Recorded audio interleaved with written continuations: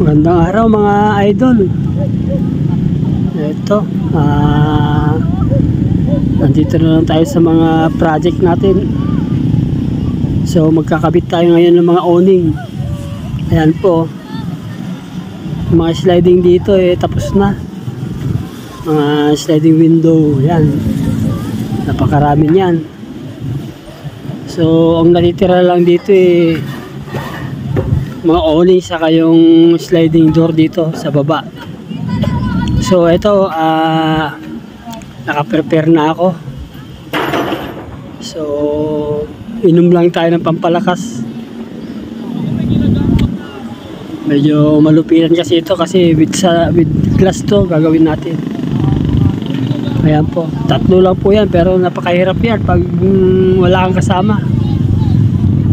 So umpisa na natin. Ayan po, apat lang na tornilyo naman po yan. Madali lang naman po yan. Ang medyo mahirap lang dito yung paglagay ng mga salamin. Kasi mag-isa ka lang rito Kailangan rito, daan-daan kang gagawa rito.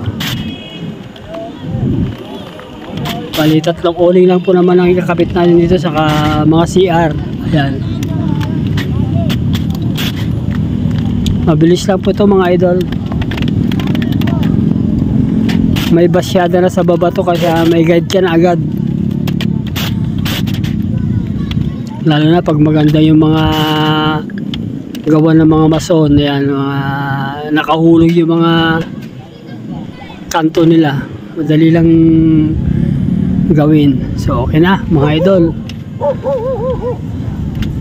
Kapit na tayo ng mga salamin. Ito yung pinakamahirap So kayang-kaya naman. Kasi kailangan mo sana may alalay rito pero kaya mag-isa nito. Ayan, tapos na. Bago mo kasi i-fix yan, kailangan isilat mo na yan kasi ilalagay mo na yung awning sa baba Fix glass kasi sa taas yan. Kailangan isilat mo na para wala ka ng problema. So dito na lang sa awning, sa loob ko na lang magsisilat niyan.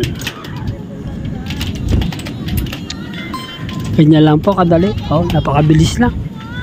Okay na to, silat na lang.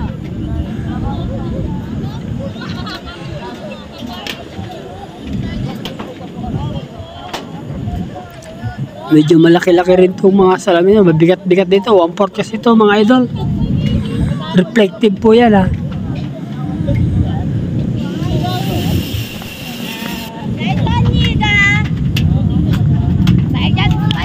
So dito na tayo sa pangalawa mga idol.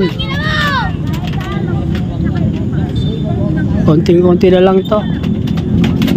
Patapos na tayo.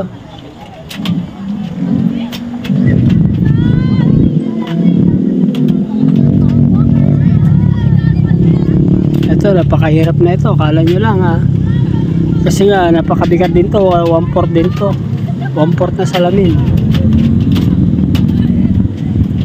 Bali 2x2 rin ito. 2 feet by 2 feet. Mabigat-bigat din to. Pag wala kang kanto kasama na ito, diskarte na lang.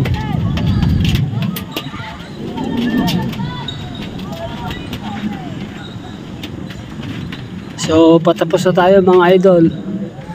Isa na lang. So good na.